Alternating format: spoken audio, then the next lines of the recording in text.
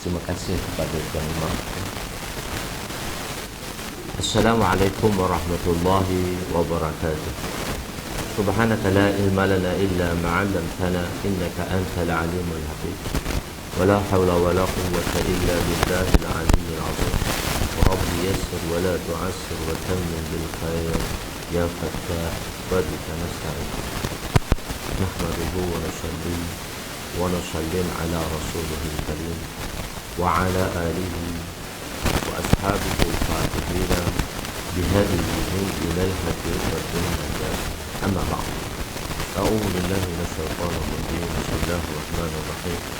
Wal 'asri innal insana lafi khusr illa alladhina amanu wa 'amilus shalihat wa tawasaw bil haqq wa tawasaw bis sabr. Shadaqallahul 'azim.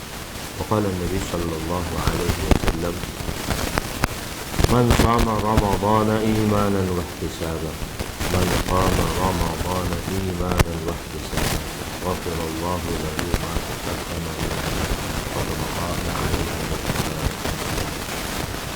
Jadi bersyukur kita ke hadrat Allah Subhanahu wa taala kerana dengan kasih sayangnya Allah Subhanahu wa taala telah mudahkan kita untuk menunaikan satu perintah yang besar.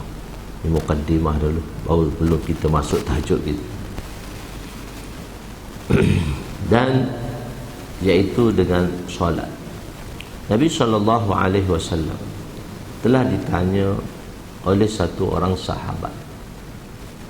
Dan Nabi SAW bersabda, ihmalu hawaijakum alal maktubah. Selesaikan segala masalah kamu dan permasalahan yang kamu hadapi dengan solat maktubah. Al-maktubah di situ maksudnya solat fardu. Kutiba alaikumus shiyam, telah difardukan. Kutiba itu memberi makna fardu. Kutiba dia fi'il majhul di situ, maktub dia fi'il majhul di situ. So maknanya difardukan. Al-maktubah solat fardu. Dan Nabi SAW bersabda, selesaikan segala masalah kamu dengan solat fardu. Segala masalah kita satu perintah yang amat besar, yang mana Nabi SAW sendiri dijemput ke langit untuk menerima perintah tersebut, yang mana perintah itu boleh menyelesaikan segala masalah kita, sama ada dari sudut keduniawian kita maupun lebih-lebih lagi sudut akhirat kita. Satu orang sahabat telah bertanya baginda sallallahu alaihi wasallam, ayyud du'a asma'u indallah, mana tempat bila kita nak berdoa, doa kita paling Allah dengar. Dalam bahasa Arab dia ada satu perkataan yang kita panggil dia lafaz mushtarak. Apa mushtarak ni? Dia satu perkataan tapi banyak makna. Misalnya perkataan ainun, dia ada 200 makna. Ainun mata air, ainun jiwa, ainun emas, ainun lutut, ainun penyakit, ainun pengitik. Sudah ada 7 makna. Dia ada 193 lagi makna. So makna-makna tersebut akan diterjemahkan mengikut sentence ayat. Macam mana ayat, depan dia, belakang dia. So terjemah dia fit dengan makna-makna tadi. Begitu juga perkataan sami'a. Sami'a ni dia lafaz mushtarak. Dia ada 2 makna, mendengar dan menerima. Jadi makna tu lebih kurang, tapi makna tu dia agak sesuai kedua-duanya. Ayyid doa asma'u indallah, mana tempat bila kita nak berdoa, doa kita paling Allah dengar. Mana tempat bila kita nak berdoa, doa kita paling Allah terima. Bila kita rukuk dan kita naik kepada qaumah ataupun i'tidal. Hanafi panggil qaumah, Syafi'i panggil i'tidal. Dua tu sama je, istilah dari segi bahasa. Jadi bila kita rukuk, kita naik kepada i'tidal. Kita kata apa? Sami Allahu liman hamidah. Maksudnya Allah Ta'ala telah mendengar pujian daripada hambanya. Bukan setakat itu, bahkan Allah Ta'ala telah menerima pujian daripada hambanya. Khair, sahabat tanya dengan isim dia panggil isim tafdhil. Isim tafdhil ni menunjukkan satu gandaan yang besar. Asma'u, isim tafdhil di situ. Ayyud doa asma'u, mana tempat ya Rasulullah bila kita nak berdoa, asma'u indallah, doa kita paling Allah dengar dan paling Allah terima. Nabi SAW beritahu dua tempat. Jawful layl kullu duburi as-salawatil maktubah. As-salawatil maktubah keluar pula di situ. Dua al-maktubah ni as-salawatil maktubah. Jawful layl, jawful layl. Apa maksud dia? Doa di pertengahan malam, separuh daripada malam. Doa tu paling Allah terima. Di situ Allah i'lan tiga. Man yad'uni, man yas'aluni, man yaghfiruni. So kita tak nak cerita di situ sebab kita nak pergi cerita lain. Khair. Jadi doa paling Allah terima di situ. Doa tengah malam. Satu lagi ialah doa tengah malam ni illa man rahima rabbi, orang yang mana Allah kasih saja boleh bangun. Allah harus bagi taufik dia boleh bangun. Cuma taufik tu kena faham. Taufik tu, Mat kenapa tak datang surau? Allah tak bagi taufik.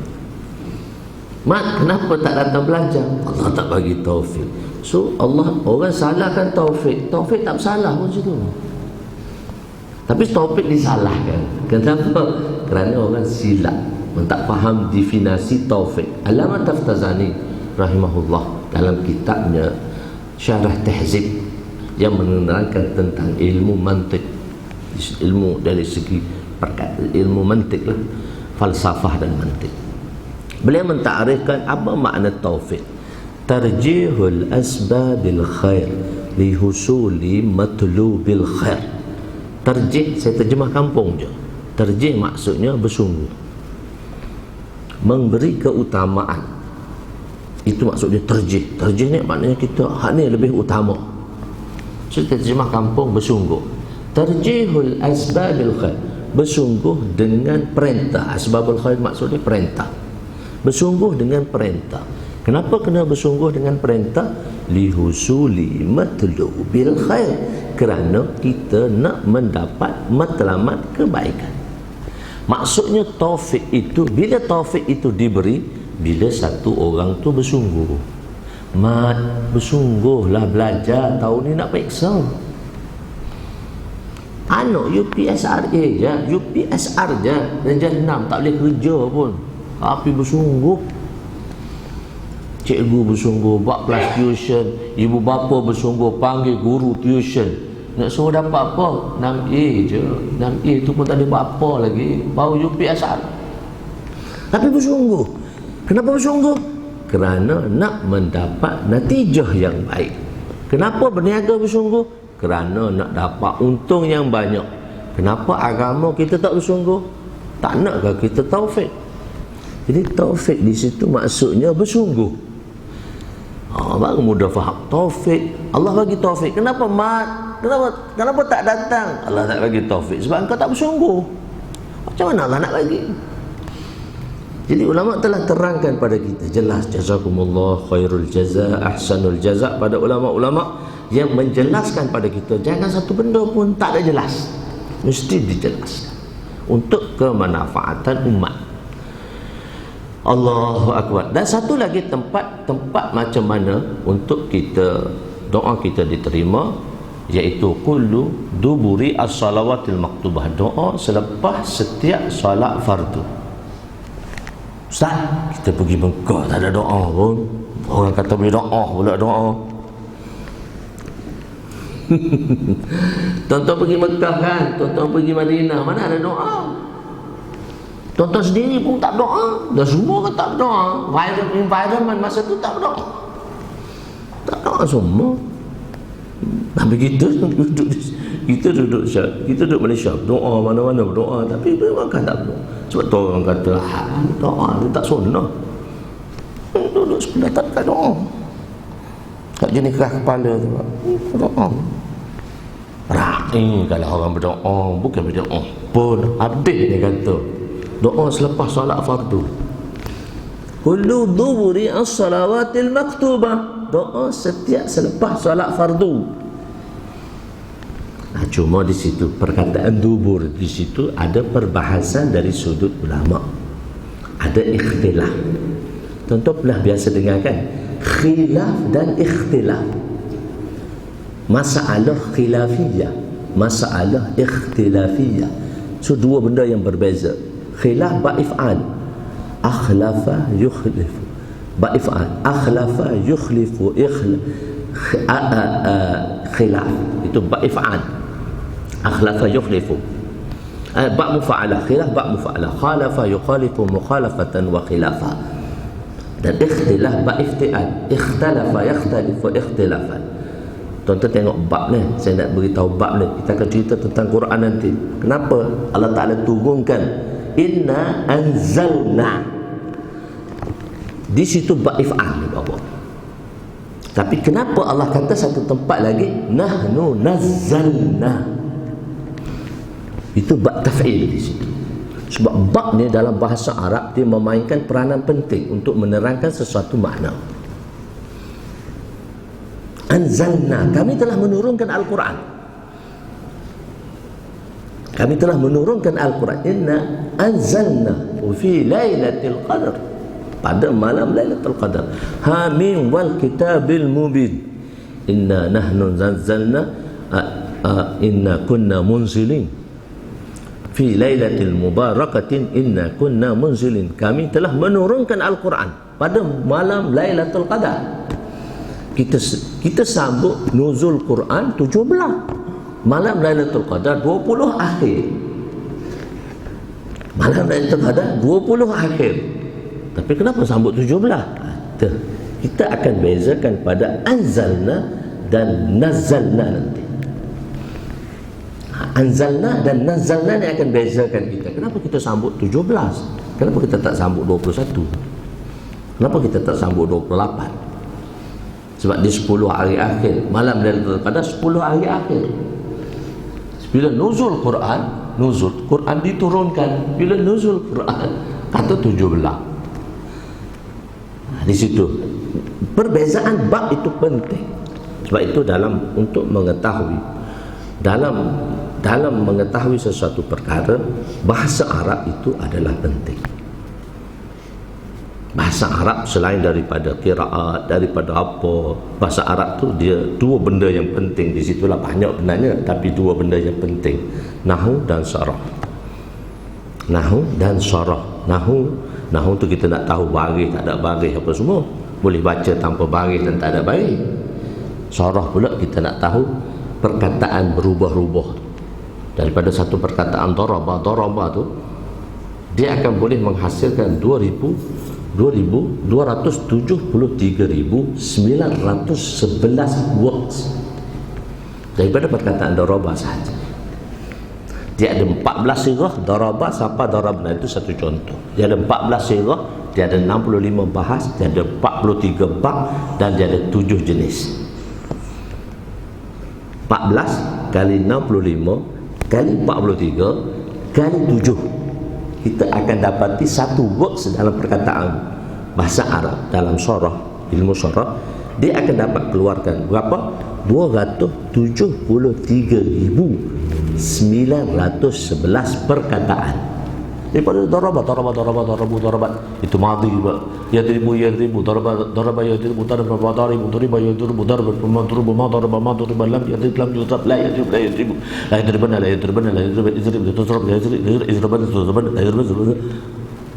adik kena ngapa macam tu. Wow, faham Sarah.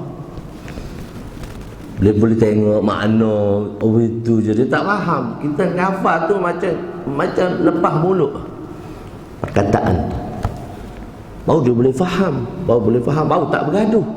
Yang bergaduh sama tak faham, tu susah. Hak bergaduh tu dia pun tak faham pun dia cakap apa. Dia kata tu, dia pun tak faham apa yang dia cakap. Tapi kita janganlah bergaduh, sebab iza khatabahumul jahiluna qalu salama. Kalau lalu kat orang jahil, assalamualaikum, sudahlah, tak payah bergaduh. Satu orang budak buat master, dia mempertikaikan hadis yang saya bawa dalam kitab saya. Saya terjemahkan satu kitab hadis, 6,000 hadis di Mishkatul Masabih. Hadis pertama, hadis Jibril. Dia mempertikaikan hadis tu. Dia kata, Ustaz bawa tak ada lapas nahnu dalam ibarat hadis. Ustaz bawa julusun fil masjid saja, tak ada nahnu. Saya kata, belajar setakat mana nahu? Dia lah belajar sikit-sikit. Kata tak apa, belajar sikit-sikit, saya tak payah terang . Kalau saya terang pun tuan-tuan tak faham. Saya kata, saya tak payah terang . Saya kata dia budak master. Okeylah, nak mudahkan. Saya kata, bawa kitab kamu. Dia pun bawa kitab dia. Ustaz ada nahnu, Ustaz tak ada nahnu dia. Saya buat keluar 10 kitab, tak ada nahnu, semua julusun saja. Saya buat keluar 10 kitab, tengok mana ada nahnu, mana menang 10 lawan 1. Oh, dia kata menang 10 . Itu tunjuk kitab baru, tak tunjuk nahnu sarah lagi kata. Jadi kalau tak tahu, tak payah pertikaikan kata. Kalau tak tahu, tak payah pertikaikan, buat je lah sudah. Saya kata belum saya bagi nahwu sarah lagi tu, saya nak bandingkan tu, saya tunjuk kitab je. Saya kata, kamu tengok satu kitab, saya tengok 10 kitab, 10 jenis kitab hadis tu yang diriwayatkan dalam keadaan berbeza. Jadi doa tu, okey, kita balik kepada sebelum pergi nazalna. Tuan-tuan jangan tidur . Kita ada perbahasan ni. Kalau tuan-tuan tidur, rugi. Nabi kata, kita dengar dengan apa? Ajib Nabi.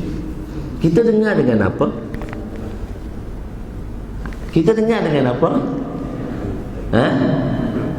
Kita kena pasang telinga, dengar dengan mata. Kalau tuan-tuan tutup mata, telinga dengar tak? Tak dengar. Tak duduk sandar pula, tutup mata. Mana nak dengar lagi? Lepas tu makcik tanya, Mas, pagi subuh tadi ada ustaz tu di kuliah nuzul Quran, apa dia cerita? Tahu, aku pun tertidur dah tak. Nabi kata dengar dengan mata, pasang telinga. Bila dengar dengan mata, celik, tengok, cakap, mau telinga masuk. Kalau dengar dengan telinga saja, mata pejam, insya-Allah tak dengar pun. Nabi kata al-ainani, ada dalil, bukan tak ada dalil. Kita buat semua ada dalil. Ulama-ulama kita semua ada dalil. Dia bukan cakap kosong-kosong gitu, mesti ada dalil. Terima kasih pada ulama-ulama yang begitu bersusah payah menerangkan satu-satu makna, satu-satu lafaz kepada kita. Kita tak tahu apa pun, dok kata dia tak tahu apa. Itu yang tak tahu apa pun, dia tak tahu apa. Begitu. Khair. Nabi kata al-ainani wika'us sahhi. Mata ni penutup papan punggung. Dalam mazhab Syafi'i kita belajar, bila kita tidur, macam mana tidur yang tak membatalkan wuduk? Tidur tetap papan punggung. Tetap papan punggung, baru tak batal wuduk. Jadi wika, badan kita ni banyak angin. Kita ada 360 sendi. So badan kita ada banyak angin. Nak tahu banyak angin tak banyak angin? Tukang bomo picit tu, dia picit kita, dia pegang tu, dia sendawa. Kita tak sendawa pun, dia pun pegang kita.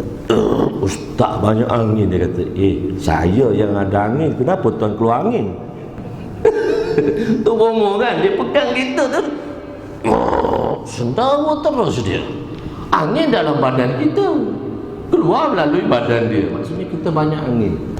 Kita unsur daripada 4 perkara: tanah, air, api, angin. So saya cakap cepat sikit sebab saya nak cakap banyak. Benda yang saya nak bagi tahu banyak. Kalau saya cakap perlahan, nanti tuan-tuan tak sanggup duduk sampai pukul 9.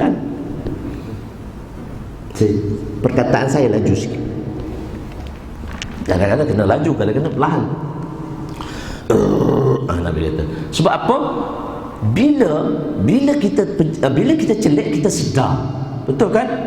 Tuan-tuan pernah rasa kan, tuan-tuan duduk tahiyat, angin nak keluar. Tuan pun Tahiyatul mubarakatus salawatul thayyibatul. Tuan-tuan tahan. Kenapa tuan-tuan boleh tahan? Sebab mata terbuka. Kita boleh tahan. Sabar dulu, kalau tidak keluar kena ambil wuduk, kena sembahyang balik dua-dua kena buat. Bukan setakat solat saja batal, wuduk pun batal. Jadi sabar sekejap, dah tahiyat kan ni. Macam pernah alami semua.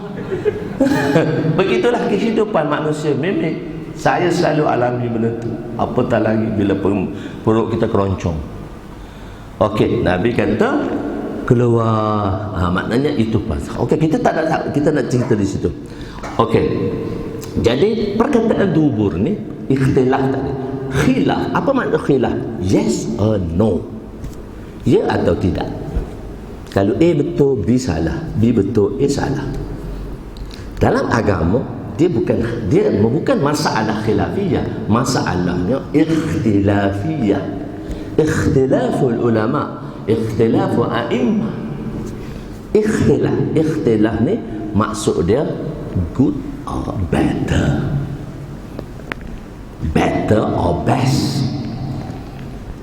Dua betul. Cuma dia sebut khata' kalau dari segi kalau dari sudut istinbat dia panggil khata' dan sawab. Khata' dapat satu, khata' tu tersalah, tersasul daripada landasan.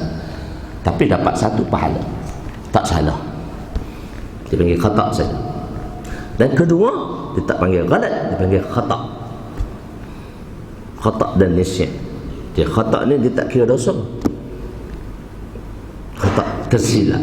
Nisyan khata' dan nisyan. Okey. Jadi cuma berbahas pada perkataan dubur sahaja. Hadis tu hadis hasan, dan hadis hasan boleh sabitkan hukum. Bukan hadis sahih saja boleh sabitkan hukum. Hadis hasan muktamad ulama, semua ulama telah ittifaq. Hadis sahih ada dua, sahih li zatihi, sahih li ghairihi. Hasan li zatihi, hasan li ghairihi. Empat ni muttafaq alaih. Boleh dijadikan, boleh disabitkan hukum syar'i. Kalau siapa pakai hadis tu dia sabitkan hukum, so ulama lain tak pertikaian dah. Kecuali hadis da'if. So hadis da'if pun kadang-kadang kalau qusratut turuq dia akan sampai kepada hasan li ghairihi. So dia boleh dijadikan dalil. Cuma satu golongan baru mari hadis da'if semua mardud, tak diterima. Hadis da'if ni bid'ah. Tu mari golongan penimpala, habis orang penimpala. Sedangkan tak ada masalah pun dalam perbahasan tadi. Okey. Jadi pada perkataan dubur, kita tak masuk lagi nuzul Quran ni. Pada perkataan dubur, tuan-tuan, insyaAllah kalau tuan-tuan boleh duduk, okey lah. Kalau saya tengok tuan-tuan tertidur, saya berhenti tengah jalan. Pada perkataan dubur, dubur itu lafaz mustarak. Dia banyak makna juga. Dalam empat mazhab, ada empat mazhab. Mazhab Syafi'i, mazhab mazhab Hanafi, mazhab Maliki, mazhab Syafi'i, mazhab Hambali. Dalam mazhab Hambali, Imam Ahmad Ibn Hanbal mengatakan perkataan dubur itu makna dia doa selepas tasyahud, doa selepas tahiyat. Kalau dalam buku saya ni jilid nombor 3, bab doa fit tasyahud, itu hadis, kita sabitkan hukum. Bab doa fit tasyahud, bab berdoa selepas tasyahud. Ada berpuluh-puluh doa di situ. Cuma kita ambil satu doa saja, berapa doa saja, tak sebut semua doa. Sebab sembahyang fardu tak boleh nak panjang. Sembahyang sunat panjang mana pun nak buat tak apa. Dah seorang tak kacau orang.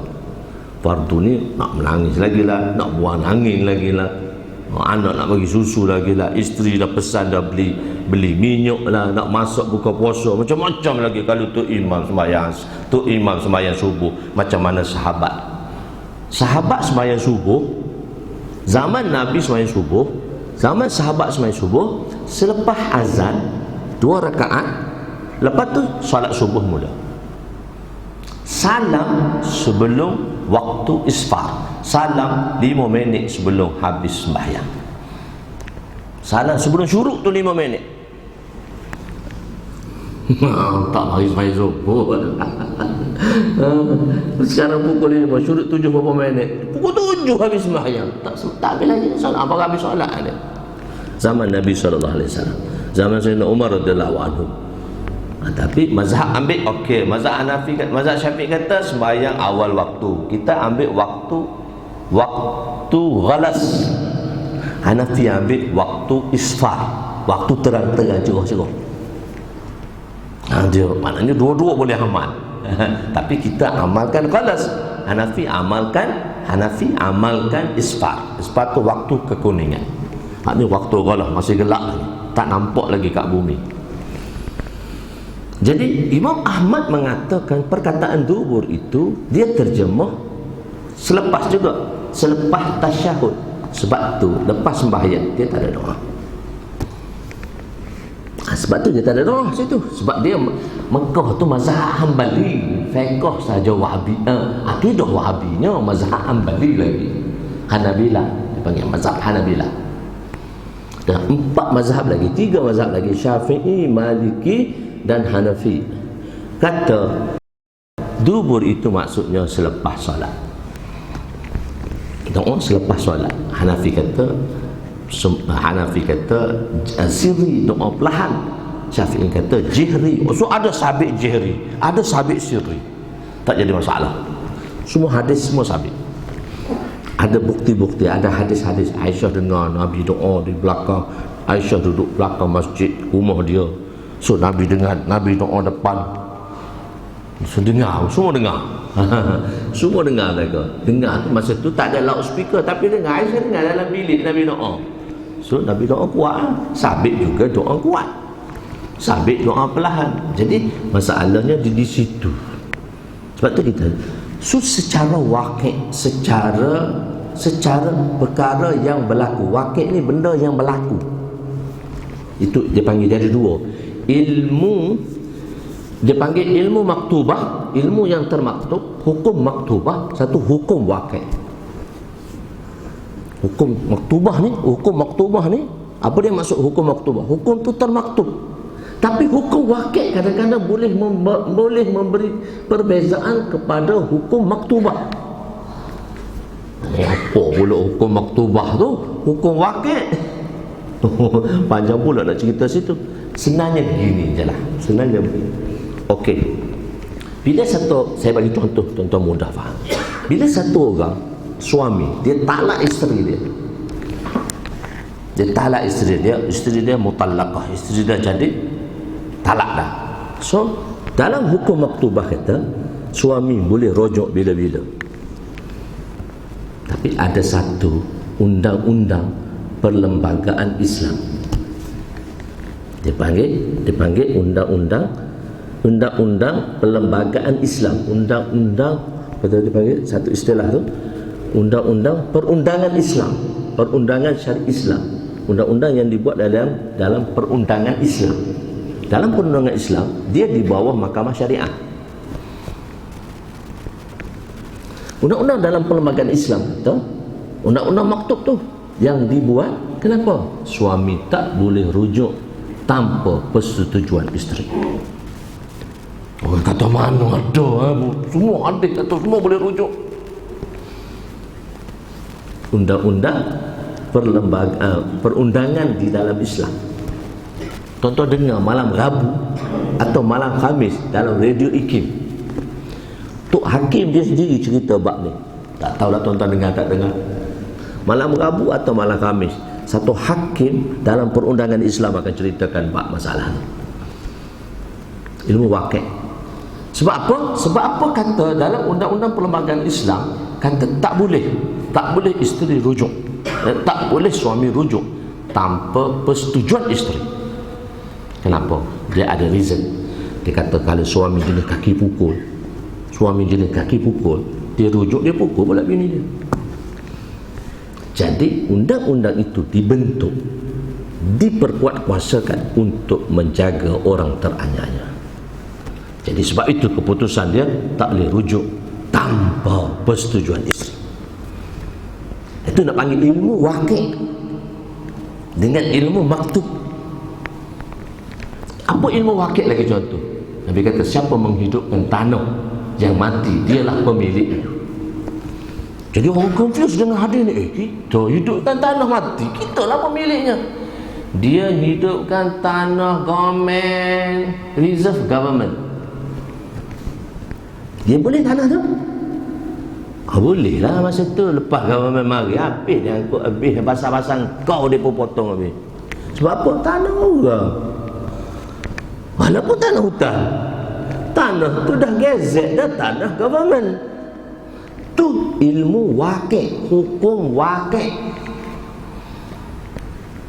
Orang tak faham benda tu. Dia kena ada hukum waqi' tu. Satu hukum maktub, satu hukum waqi'. Kita pergi hidup tanah hutan, tapi tanah tu dah gazet, dah kerajaan kata reserve kami. Sebelum dia pertikaikan, okey ya. Lepas dia datang tu habis pasang kau dia buang. Dia dakwa lagi pula penceroboh.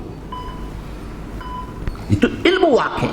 Itu ilmu yang kena tahu dalam agama. Jangan tahu satu hadis tak semua tahu, orang lain semua sesat je kau. Orang lain semua sesat je, dia je betul je. Begitu. Okey, sekarang kita masuk nuzul Quran. Baru nak masuk nuzul Quran. Apa tuan-tuan boleh duduk? Okey. Saya tak lama pun, kalau pukul 8 kau okey ada. Nanti saya tengok tuan-tuan. Kalau tuan-tuan tak senang, tuan-tuan boleh bangun, tak apa. Saya akan cerita juga sikit, tapi cerita cepat sikit lah. Okey. Sekarang kita ialah dua perkataan tadi. Inna anzalnahu fi lailatul qadar. Inna kunna munzilin. Quran itu diturunkan di malam Lailatul Qadar. 17 mana Lailatul Qadar lagi? Inna nahnu nazzalna dzikra wa inna lahu lahafizun. Kamilah yang menurunkan Al-Quran. Zikra itu maksudnya Al-Quran, tapi disebut perkataan zikra. Itu yang diperbahaskan oleh orang-orang Kristian dalam perkataan zikra itu. Dia tak kata Quran. Kenapa? Dalam Quran tak kata Quran, dia kata sebut zikra. Sedangkan bagi kita, kita faham dah, inna nahnu nazzalna zikra. Az-zikra itu Quran. Wa inna lahu lahafizun, dan kamilah sesungguhnya yang memelihara Al-Quran itu. Okey, mudah. Al-Quran ada dua, Quran lafzi, Quran nafsi. Quran nafsi ni ialah pada Quran nafsi dia panggil kalamullah. Kalamullah nafsi itu sifat Allah. Sebagaimana zatnya, begitulah sifatnya. Allah zat dia wara'ul wara', zat dia qadim, sedia kala. Maka begitulah sifatnya kalamullah tadi. Tapi kalamullah tu tak disebut kalamullah satu. Kalamullah nafsi, kalamullah lafzi. Kalamullah itu yang ada, kalamullah nafsi itu yang berada pada zat Allah.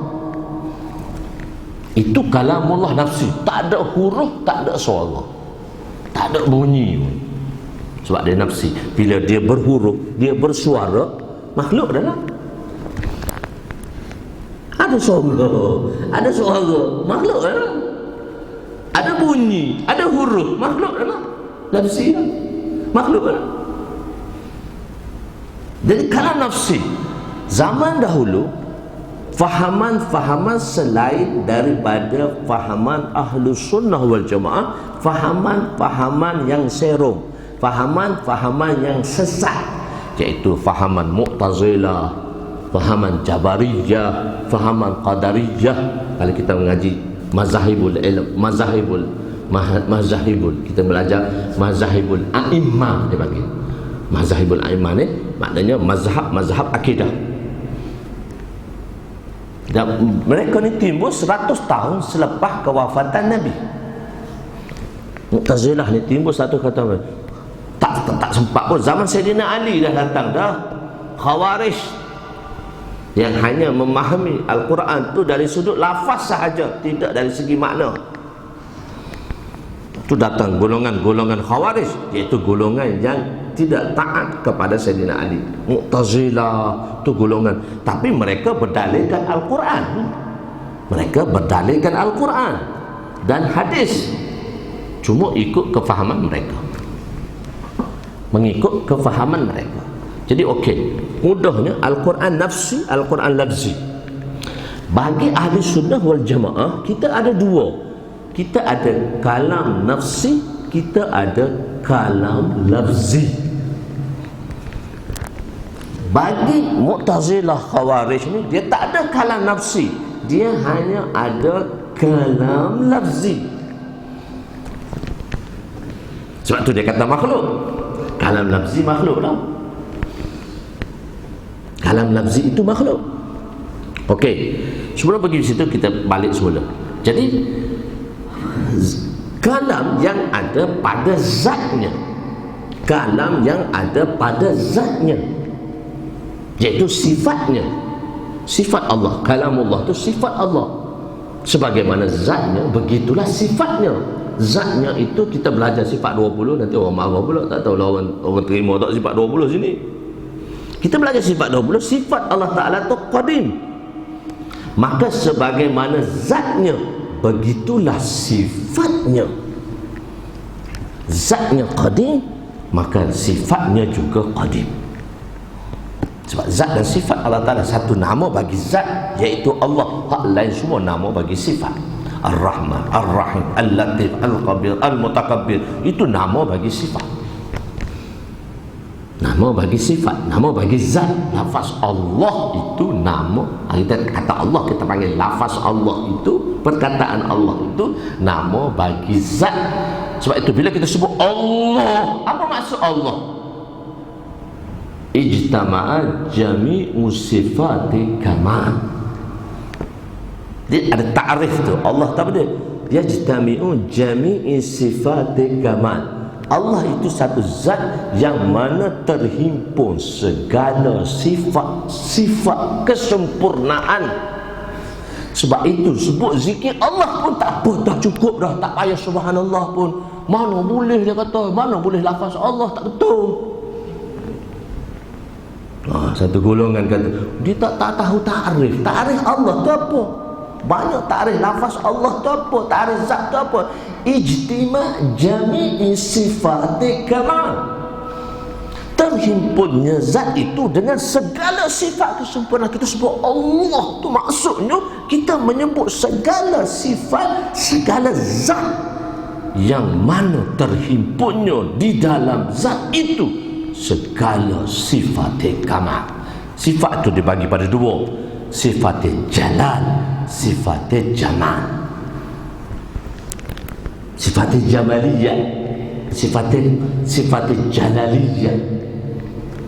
Sifat jamal kita boleh ambil, sifat jalal kita tak boleh ambil.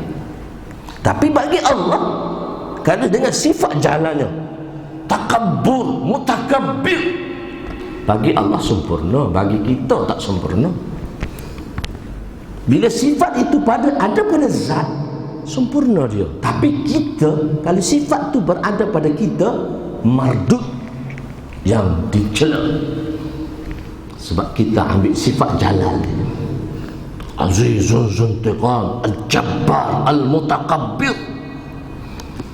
Tak boleh sifat dia tu. Sifat tu Allah kata kau jangan ambil.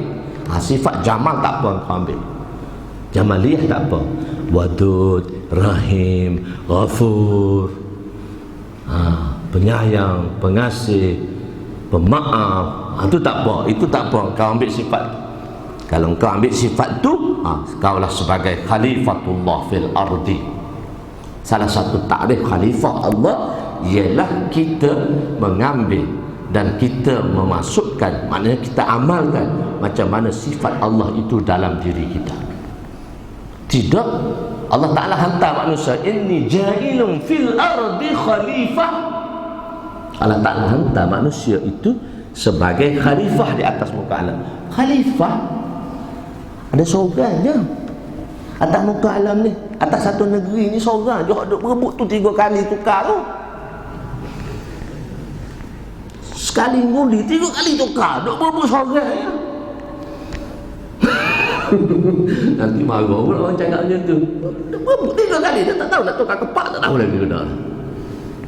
Tak marah lagi, biar dia 15. 3 dah kali dah tukar, nak berebut seorang tu je. Kadang-kadang Allah kata, inni ja'ilun fil ardi khalifah. Aku jadikan kau semua atas muka alam ni khalifah. Kalau PM seorang je, menteri besar seorang je, Tok Pengulu seorang je, hak besar-besar ni seorang saja, hak lain tu ponde. Saya orang Kelantan dia panggil ponde. Pakde atau makde. Mana boleh pakde, mana boleh makde. Seorang saja. Maksudnya satu takrif khalifah tu dia memiliki sifat tu. Sifat-sifat kamaliyah Allah itu kita ambil jadi kehidupan kita. Kita pemaaf, kita penyayang, kita pemurah, kita yang banyak merahmati. Itu dipanggil. Maka barang siapa yang dipanggil satu bab dalam perbahasan takhallaku, itu istilah dia dalam perbahasan, takhallaku bi akhlaqillah. Itu bab dalam perbahasan ni. Tapi kita tak nak sebut pasal banyak. Sebab tu dalam hadis ni saya bawa 6,000 hadis, dan setiap syarah saya syarah semua berlainan. Sebab saya nak sentuh semua perkara dalam permasalahan agama. Sebab dia 6,000 hadis. Saya telah terjemahkan 6,000 hadis dalam 12 jilid. Dan saya namakan kitab itu Midrajul Fawaid, tangga pembuka ilmu. Sekarang 7 jilid di pasaran, 5 jilid lagi sedang dalam cetak. Jilid 8, jilid 9, jilid 10 insyaAllah kami sun selepas raya. Ni kitab Nusantara pertama di Malaysia. Indonesia tak buat lagi. Itu bukan nak bangga, tahdis bin nikmat, tapi cakap tu nampak gerebel sangat. Tak pun, tahdis bin nikmat saja, nak menzahirkan nikmat Allah. Saya nak bawa Indonesia buku ni. Saya nak bawakan, saya kata kat kawan saya, dia ada pondok dia ada 30,000 pelajar, bukan 200, 30,000 pelajar. Saya kata masuklah, saya nak tukar dalam bahasa Indonesia. Saya kata tak, masuk dalam Melayu. Saya kata masuk Melayu habis aku. Tak dan 2 minggu 12 jilid kita aku diterjemah dalam bahasa Indonesia. Aku assalamualaikum. Sekali masuk habis. Itu orang Indonesia, bahasa Indonesia lah, dia tak boleh bahasa, dah bahasa Melayu. Saya kata no, 3 tahun kami duk tarik tadi tak selesai masalah. Sekarang baru saya buat Inggeris. Inggeris dah buat dah, jilid pertama dah siap dah, cuma tak disabarkan lagi. Kata baik buat Inggeris dulu lah, tak payahlah buat Indonesia. Payah duk mari tarik tali. Sebab kita nak cetak 50, dia kata cetak 50, dia cetak 2 juta, dia cetak 200,000. Ustaz, kepiah atas kepala? Bukan, serban atas kepala pun tak nampak. 50 dengan 200,000 tak nampak dah, 200,000 tak nampak dah. Mana takwa? Kita tak pertikaikan orang, tapi kita pertikaikan diri kita sendiri. Kita sebenarnya cakap tu untuk kita kan tengok RM10 badok je, tengok 100 tak dalam poket lo, nanti aku masuk tabung masjid. Tapi kalau mengaji, kalau orang tak ambil, kalau orang tak istihad, boleh pakai. Pakai tu. So 100 dengan RM10 pula kita. Itu takwa kita. Itu takwa yang ada pada diri kita. Okey. Jadi perkataan tadi kalamullah. Jadi bagi mazhab, bagi Ahlus Sunnah wal Jamaah kita ada 2. Kalam nafsi, kalam lafzi. Sebab itu bila Imam Ahmad Ibn Hanbal rahmatullah alaih, pada masa itu, zaman Imam Ahmad Ibn Hanbal, pemimpin pada masa itu telah dinasihati oleh umara, telah dinasihati oleh ulama yang beraluan Mu'tazilah. Masa itu ahli sunnah tak pegang lagi, tak duduk bersama pemimpin dah. Kisahnya satu, zaman pemerintahan Harun al-Rashid, salah satunya zaman pemerintahan Harun al-Rashid. Harun al-Rashid telah masukkan satu ilmu Yunani dalam ilmu Islam, iaitu ilmu mantik dan falsafah. Ilmu Yunani ni, mantik dan falsafah ni, ilmu yang dibuat oleh orang Yunani. Siapa? Yang pertama, Aristotle itu ilmu dalam bahasa Yunani, dan ilmu itu telah diterjemahkan ke dalam bahasa Arab oleh Imam Farabi rahmatullah alaih. Imam Farabi rahmatullah alaih, zaman kerajaan itu, masa itu diperintah oleh kerajaan Abbasiyah di bawah pemerintahan Harun al-Rashid. Dia telah masukkan ilmu Yunani dalam bahasa Arab, diterjemah. Dia ada dua imam mantik dalam bahasa Arab, Imam Fakhruddin Razi dan Imam Arabi, Imam Ibn Arabi. Dan Imam Farabi adalah Imam Farabi rahmatullah. Imam Farabi kita panggil dia dalam ilmu falsafah dan ilmu mantik muallim sani, yang menterjemahkan ilmu dari bahasa Yunani kepada bahasa Arab. Ilmu ni ilmu logik. Di madrasah saya mengajar ilmu logik. Ilmu logik. So kitab Syarah Tahzib tu, baca banyak lagi kitab Syarah Tahzib tu. Dia kitab yang ketiga, ada 10 lagi kitab yang depan lagi, ilmu falsafah dan mantik. Tapi budak Melayu sampai kitab ketiga tak boleh berkira. Kalau 50 orang sekelas tu 4 orang faham pun jadi dah, boleh masuk syurga dah. Saya kata, berapa orang faham ni? 4 orang kami Ustaz. Saya syukurlah, buat berkat untuk masuk syurga. Saya kata, hak lain tak faham tak apa, berkat ambil berkat saja. Kata ilmu logik dan falsafah di situ. Kan? Jadi bila Harun al-Rashid mati, pucuk pimpinan diambil oleh adiknya Ma'mun al-Rashid. Harun al-Rashid mati, Ma'mun al-Rashid ambil. Ma'mun al-Rashid ambil itulah. Maka Muhammad al-Rashid ni dia dah zaman logik dah. Zaman pakai akal. Zaman tak pakai hadis dah. Hadis pun boleh pakai bila akal kata boleh. Kalau akal kata tak boleh, hadis tak diterima. So zaman tu dah, maka jatuhlah ulama-ulama yang memberi nasihat kepada umara dalam segi Mu'tazilah. Datangnya ulama-ulama yang berfahaman Mu'tazilah, yang menguasai pihak pemerintah. Macam kalau saya baca satu tu, Al-Azhar kan tempat ilmu yang besar. Sebelum Salahuddin Al-Ayyubi, pengajian di Azhar adalah bermazhab Syiah. Zaman Salahuddin Al-Ayyubi datang balik, dia buang semua sistem pengajian Syiah, semua buku-buku Syiah, dia bawa balik masuk ilmu sunnah wal jamaah. Banyak perubahan yang ada pada dunia ni, banyak berubah. Azhar tu walaupun dia beribu tahun dah, tapi satu masa dia dipegang ilmu-ilmu tu dimasuk dalam ilmu-ilmu Syiah. Dipanggil Rawafid, ilmu Rafidah. Dia tak panggil Syiah, kita je panggil Syiah. Kalau dalam Arab dia panggil Rafidah, ilmu mazhab Rafidah.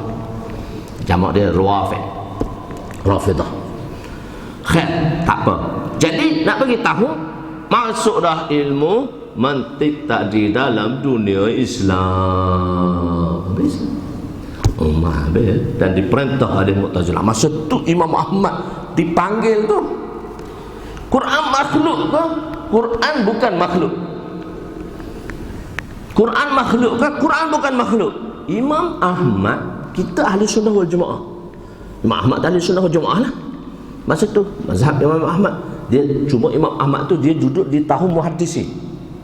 Sebab dalam mengikut Islam, ulama-ulama fuqaha datang dulu pada ulama muhaddisin.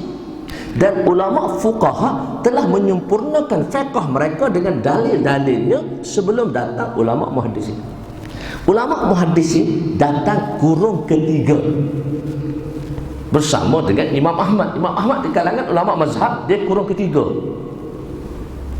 Ulama kurung kedua ialah di dalam ulama-ulama kurung kedua Imam Abu Hanifah, Imam Malik, Imam Syafi'i. Sebab Imam Abu Hanifah lahir pada tahun 70, dia mati pada tahun 150. Imam Malik lahir pada 93, dia mati pada 169.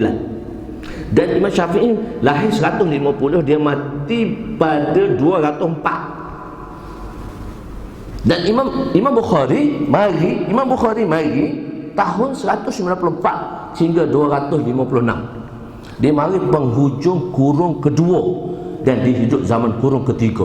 Dan semua ulama fiqh telah menyempurnakan fiqh mereka di dalam dalil-dalil dan hadis tanpa merujuk kepada Bukhari. Sebab Bukhari tak beranut lagi masa tu.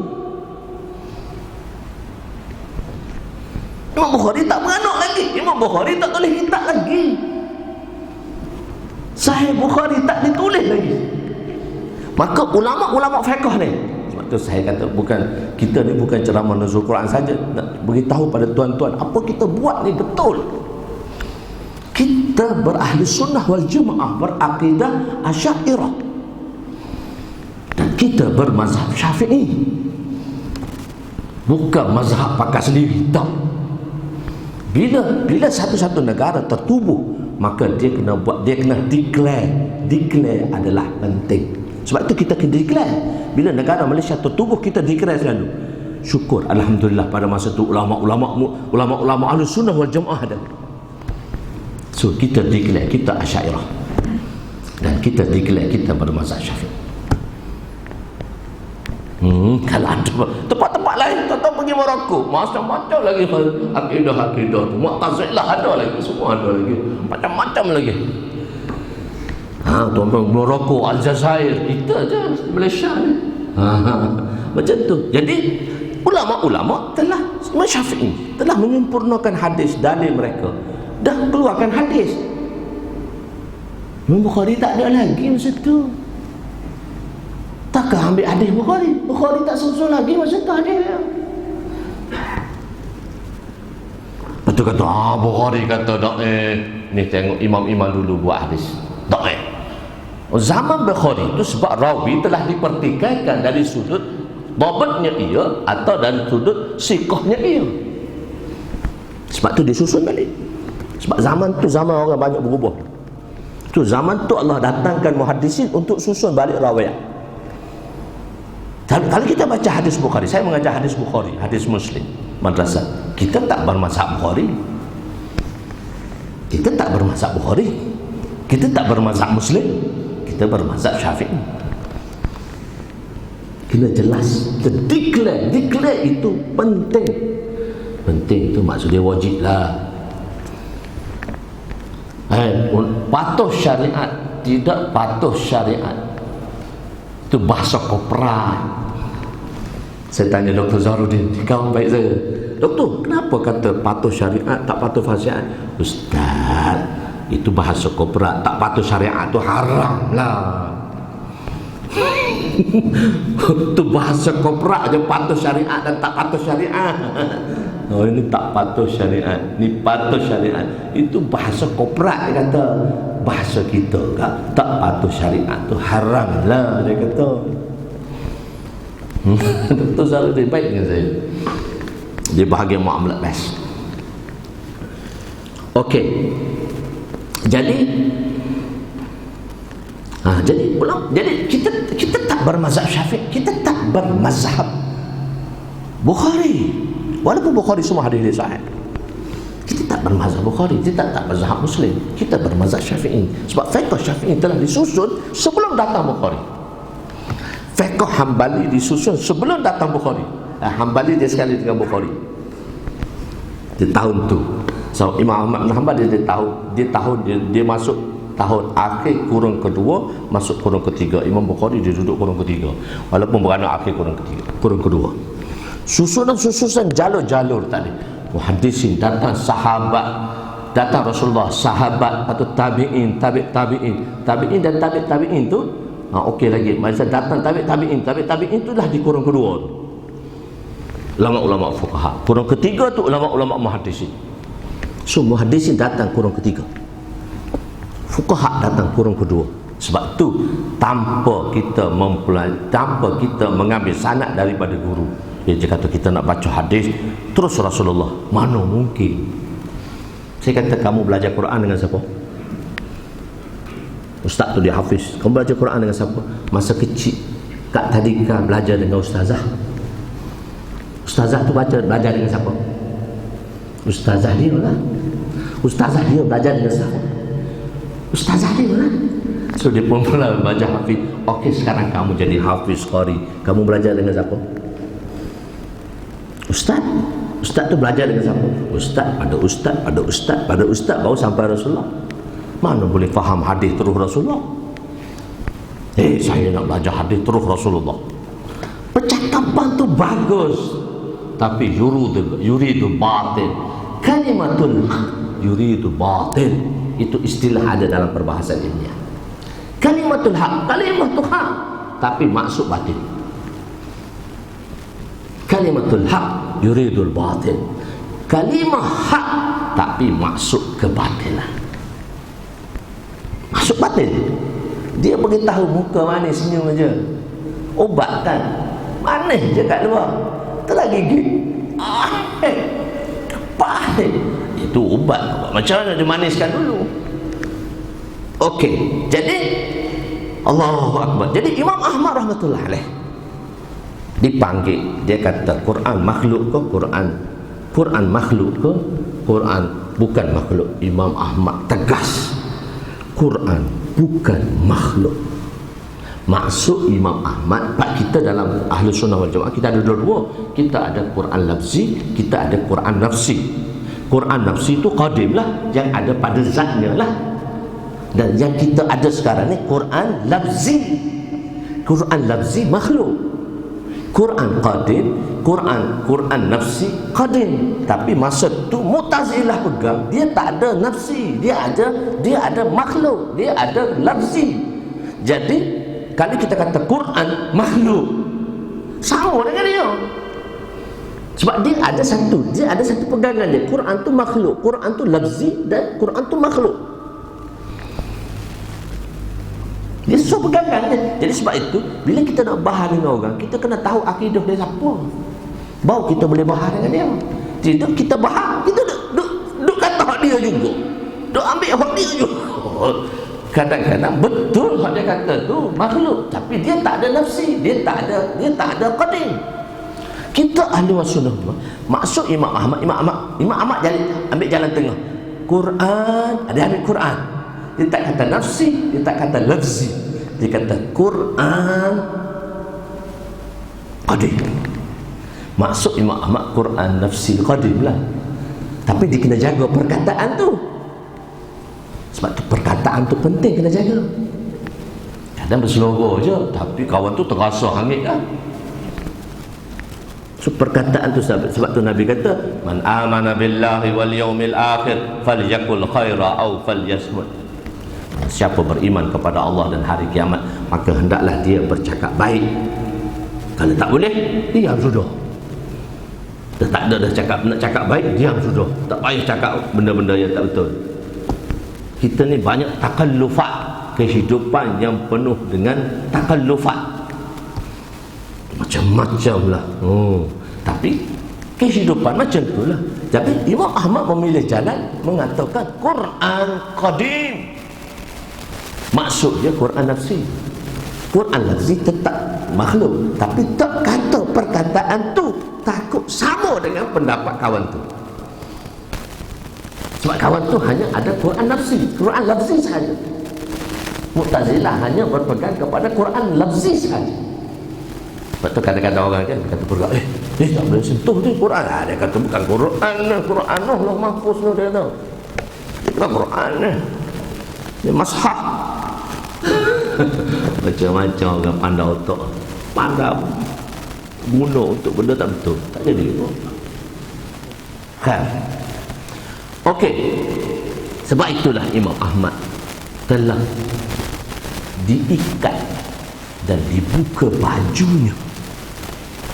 Diikat dan dibuka bajunya di waktu dingin yang begitu, waktu yang sejuk, tak ada baju, tak ada baju, pakai kain saja, diletak di tengah malam yang dingin, tak berbaju. Nak kata supaya apa? Supaya Imam Ahmad tarik balik perkataannya Quran makhluk. 3 hari 3 malam duduk tengah sejuk malam, tak ada baju.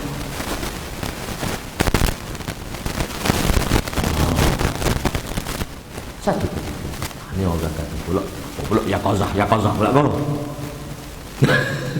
Ini kepala kita ni dia kata Yaqazah pula. Bila Imam Ahmad 3 malam tentang Nabi sallallahu alaihi wasallam, Yaqazah kata Yaqazah, tak kisahlah, ikutlah. Imam Ahmad kata Nabi datang. Bila Nabi datang, aku bagi salam kepada Nabi. Assalamualaikum ya Rasulullah. Itu perbahasa Yaqazah tak Yaqazah tu kita tak fikir. Ini kepala nanti bergaduh pula, panjang-panjang. Datang, Assalamualaikum ya Rasulullah. Imam Ahmad kali Nabi tak jawab. Nabi balik. Malam kedua Nabi tak balik. Malam ketiga, ya Rasulullah, adakah apa yang saya buat ni salah? Kalau salah, saya tarik balik perkataan saya. Saya kata Quran makhluk. Dia kata apa? Ahmad, kamu betul. Kenapa tak jawab salam?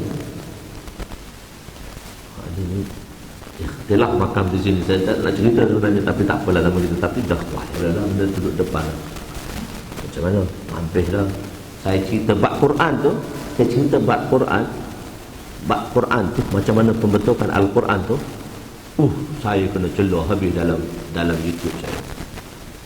Tapi orang tengok malah 1.4 juta lah tengok. Tapi tak celah lah. Tutup telinga. Tak jawab pun.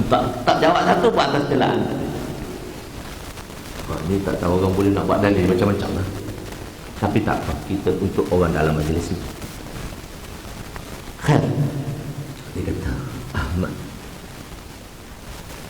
aku sedih. Yang menyiksa kamu adalah keturunanku. Abasiyah.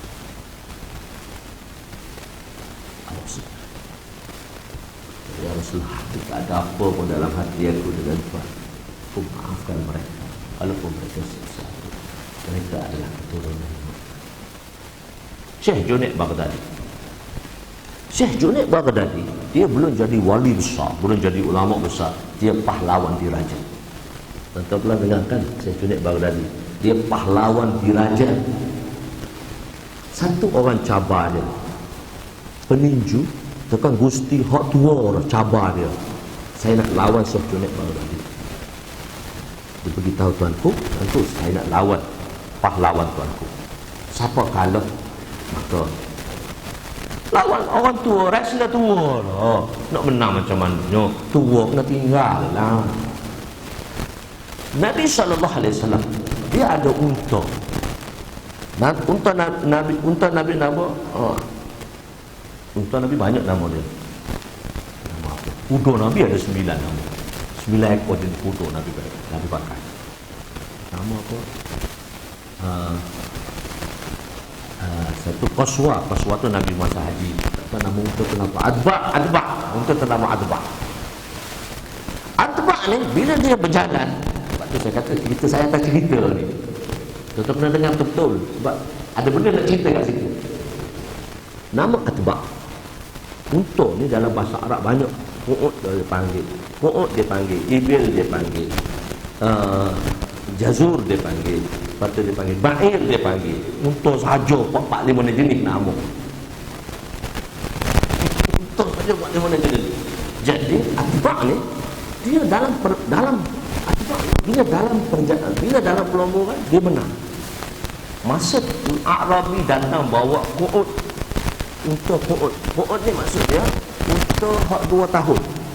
Cukup umur 2 tahun sebelum 6 tahun. Dia panggil unta tu Qu'ud. selepas 6 tahun dipanggil Iblis. Jadi masyarakat pun cantik lah kalau ngaji semua. Iblis ni untuk yang mana dia 6 tahun ke atas. Qu'ud ni untuk 2 tahun ke atas sebelum sampai 6. Jadi Arabi ni bawa Qu'ud bertanding dengan Atba. Atba masa tu dah Iblis dah. Maka Atba lawan dengan Iblis. Qu'ud tadi Atba kalah. Iblis, Qu'ud menang. Untuk Arabi tadi menang. Sahabat tak puas hati. Sahabat kata, ya Rasulullah, kenapa Atba boleh kalah? Nabi kata, zaman Atba telah berlalu. Setiap manusia, Nabi kata, akan berada di satu puncak, tapi selepas itu dia akan jatuh. Itu zaman Atba tak ada dah. Tua dah tu, gobi kau kayak muda pun tu. Atba tua dah tu. Atba ni tua tu. Ui dah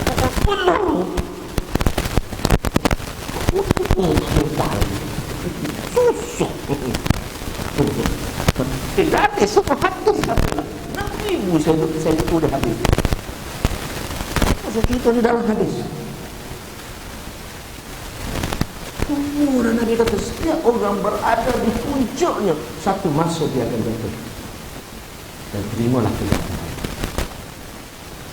Apa kena terima? Dia kalah dah.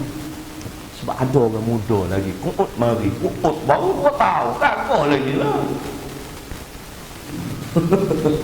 Allah. Oh, kata tua berbisa, Ustaz. Tak apa, bisa duduk tepi je lah. Okey, ramah lagi orang muda berbisa. Yuk. Okey, saja seronok. Okey. Kita tak masuk lagi. Ansan-ansan ni. Contohnya dulu tak sampai kalau dari sekolah 8 kan. Saya ending sekolah 8. Saya sekali buat 2 orang pagi sampai petang. Hari Sabtu saya pergi pagi sampai petang. Kuliah saya pagi sampai petang. 2 orang saya pagi sampai petang. 2 hari pagi sampai petang. Saya dah buat pengajian. Dan 7 jilid dah saya buat pengajian. FB saya sejak PKP tahun 1 Ramadan saya bermula dengan episod pertama. Saya dah habis 6 jilid dah saya mengajar. Tak lama 468 jam. Berapa? 468 jam saya mengajar 6 jilid dan kitab saya buat ni. 468 jam. Alhamdulillah. Ada 6 kitab. Tak tahulah 400 berapa jam. Itu saya dah pendrahkan dia sampai jilid keempat. Jilid keempat, jilid 1, jilid kedua, jilid 3, jilid keempat. Saya tu kalau nak tunjuk tonton pendrah USB MP4. Susun. Kadang-kadang orang dia beli kitab baca saja tak faham. Saya kata beli kitab, baca kitab, tengok saya punya pengajian. Satu hadis saya mengajar. Dan 6 jilid dah 468 jam. Dalam 4 bahagian lah. Satu dalam FB private, satu dalam FB umum, dan satu dalam YouTube private, satu dalam YouTube umum. Campur-campur lah. Tapi saya campur, saya dah susun semua dah. Saya dah susun. Senang untuk manfaat. Jadi kurang 900 jam lah. 6,000 hari itu 900 jam. Tapi saya mengajar pelajar 600 jam. Saya tahu orang awal pertama sebab dia banyak lagi selingan patutnya diberitahu untuk tadi lah nak cerita tentang nuzul Quran tak sampai-sampai. Inna lahu nazzalna zikra wa inna lahu lahafizun. Okey, jadi apa maksudnya? Quran diturunkan di malam Lailatul Qadar. Maksudnya daripada Lauh Mahfuz ke langit pertama, Baitul Izzah. Itu Quran turun tu semua sekali. Daripada zat Allah pergi ke Lauh Mahfuz, lepas tu turun. Itu dipanggil Quran nafsi. Quran nafsi itu turun ke langit pertama. Di Baitul Izzah seluruh Al-Quran itu di malam Lailatul Qadar. Quran nafsi itu turun ke langit pertama malam Lailatul Qadar. Cuma daripada langit pertama ke dunia 23 tahun. 23 tahun. Hak pertama turun, pendapat mengatakan 17 bulan. Iqra bismi rabbikal ladzi khalaq. 17 Ramadan. Maksudnya 17 Ramadan ni kita sambut nuzul Quran yang secara lafzi yang diturunkan dari langit pertama sehingga ke dunia ini, sehingga di dunia ini dalam masa 23 tahun. Sebab itu dia mengatakan perkataan nazzalna, bukan anzala. Nazzala. Inna anzalna al-Qur'an. Nahnu nazzalna al-Qur'an. Kata inna anzalna. Anzalna. Di situ anzalna ba'ifan. Kami telah menurunkan seluruh Al-Quran. Kami telah menurunkan seluruh Al-Quran pada malam Lailatul Qadar di langit pertama. Tapi inna nahnu nazzalna, kami telah menurunkan Al-Quran ke dunia ini dalam masa 23 tahun berperingkat. Maksud nazzalna berperingkat, anzalna sebuah. Sebab tu dia sebut benda yang berbeza. Anzalna semua Quran, semua turun sebuah turun. Nazzalna Quran tu dari langit pertama diturunkan ke bumi dalam masa 23 tahun. Perkataan nazzalna. Sebab tu orang putih masa kami belajar di Deoband, kita orang belajar di India, Pakistan, pengasas Deoband Maulana Qasim Minatul, masa tu padri Kristian datang, dia kata Quran mengatakan Kristian ni betul. 3 soalan disebut. Dia panggil mubahalah. Apa pula mubahalah tu? Istilah berdebat. Mubahalah. Dia kata kita mubahalah. Betul tak Quran dalam Al-Quran, dalam Quran menyatakan Injil itu boleh dipakai sampai bila-bila? Oh, dia kata, dia pun baca ayat ini. Dalam Quran mengatakan perkataan zikra, inna nahnu nazzikra. Kalau zikra ini, kalau kita tengok dengan makna lafzi, ada 2 makna. Iaitu zikra yang boleh diingati. Macam mana Quran orang boleh ingat, orang boleh hafal. Injil orang hafal, orang ingat chapter apa. Okey, pertama, zikra memberi makna peringatan. Sebagaimana Quran memberi peringatan kepada umatnya, maka Injil memberi peringatan pada umatnya. Jadi Injil dan Quran tak ada beza. Injil dengan Al-Quran ni tak ada beza. Semua orang tak boleh tahu. Mana nak pasir ni? Jawab. Kamu baca depan tu, nazzalna itu menunjukkan bahawa zikra itu tidak boleh dimasukkan. Perkataan nazzalna itu mengkhususkan makna zikra. Sebab perkataan nazzalna itu bak taf'il tu dia panggil bak taf'il. Bak taf'il tu kalau ada suara dia panggil bak tadrij. Tadrij ni maksudnya peringkat demi peringkat, peringkat demi peringkat. Maka Al-Quran diturunkan peringkat demi peringkat selama 23 tahun. Injil tak turun macam tu. Kitab-kitab semawi yang lain, Taurat, Zabur, Injil, tak turun macam mana Quran turun. Quran turun berperingkat-peringkat. Injil, Taurat, Zabur sebuah bagi sebuah. Nabi Musa lepas dia lintah lautan tu, baru nak pergi ambil Taurat. Masa nak pergi ambil Taurat di Tur Sina tu, Taurat ditulis dalam bentuk alwah atas papan batu. Sebab Yahudi ni keras kepala. Yahudi ni keras kepala. Dia tak tulis atas kertas. Atas kertas dia boleh koyok lah. Dia tulis atas papan batu. Quran kata alwah. Alwah tu maksudnya papan batu. Taurat tu tulis atas papan batu. Sebab pok-pok keras kepala. Pok-pok ni kertas dia boleh sapu. Tulis atas papan batu. Bila Sayyidina Musa AS buat balik Taurat tu, dia tengok semua Bani Israel murtad. Yang bersama Nabi Musa AS 600,000 yang limpah lautan merah. Pengikut Nabi Musa AS 600,000. Samiri ada situ, Samiri ada situ. Samiri itu yang tunjuknya Musa AS pergi ambil Taurat. Masa tu Musa AS pergi ambil Taurat, Samiri kata Musa pergi ambil Taurat. Musa pergi ambil Taurat dengan Tuhannya. Ni Tuhan duduk dalam lembu ni dah. Semua pakai sujud ke lembu. Izin. Sujud ke lembu. Lembu tu bunyi. Bunyi.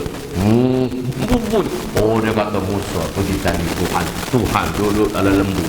So, sujud. Sebab apa? Sebab lidah lautan tu, dia telah lalu satu kampung, orang sedang sujud beribadat kepada patung. Dia kata Musa, mari kita minta dengan Allah jadikan Tuhan macam tu, kita sujud macam buat-buat tu. Lepas lidah laut tu, kita nak sujud juga macam mana mereka tu sujud. Allah uji lalu sujud pada lembu. 600,000 dalam riwayat kata 588,000 murtad. Tinggal 12,000 je tak murtad Bani Israel. Yang murtad tu nak panggil balik. Pening Nabi Musa. Cerita Nabi Musa ni lepas kematian Fir'aun panjang lagi. Sesak pada pasir teh 40 tahun. Jadi nak cerita tak nak cerita Nabi Musa AS. Nak tengok baca dalam ni je lah nanti. Cerita Nabi Musa ada cerita di akhir-akhir. Okey, selepas tu nazalna tadi. Kerana Qasim dan Nabi kata nazalna tu, perkataan nazalna tu mengkhususkan makna zikra.